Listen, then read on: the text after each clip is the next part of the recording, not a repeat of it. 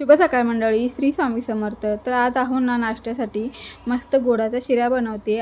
तसं मी आठवड्यातून एकच वेळा त्यांना गोड बनवून देते, कारण त्यांना शुगरचा त्रास आहे, पण त्यांना गोड खायला खूप आवडतं. त्यामुळे आठवड्यातून एकदा गोडाचा शिरा म्हणा किंवा दुसरं काही असेल, गोड शेवया वगैरे मी बनवून देत असते. तर संध्याकाळी सगळ्यांसाठी पहिला चहा ठेवला. त्यानंतर भ्रूणूला खूप भूक लागली होती आज, कारण त्याने आज रोट सकाळचा लवकर खाल्ला होता. मग त्याला थोडा वेळ थांब म्हटलं. त्याला वेळेवर दिलं की तो बरोबर खातो, नाही तर लवकर टाकलं की मग तो लवकर खात नाही, तसाच पडून राहतो. मग इथं पाऊस पडून गेला होता. आता 2 दिवस झालं पाऊस चालू होता, तर पाणी वगैरे साचले होतं. ते सगळं बाजूला केलं. थोडं पाणी तसंच राहिलं, जात नव्हतं. त्यानंतर मग तिथंच थोडासा वॉक केला, कारण बाहेर सगळा चिखल आहे आणि बाहेर जाऊ शकत नाही. त्यामुळं थोडी एक्सरसाइज वॉक चालू केलेला आहे सध्या सकाळ संध्याकाळ. आता किती दिवस टिकतं माहिती नाही, पण सुरुवात तर चांगली झालेली आहे.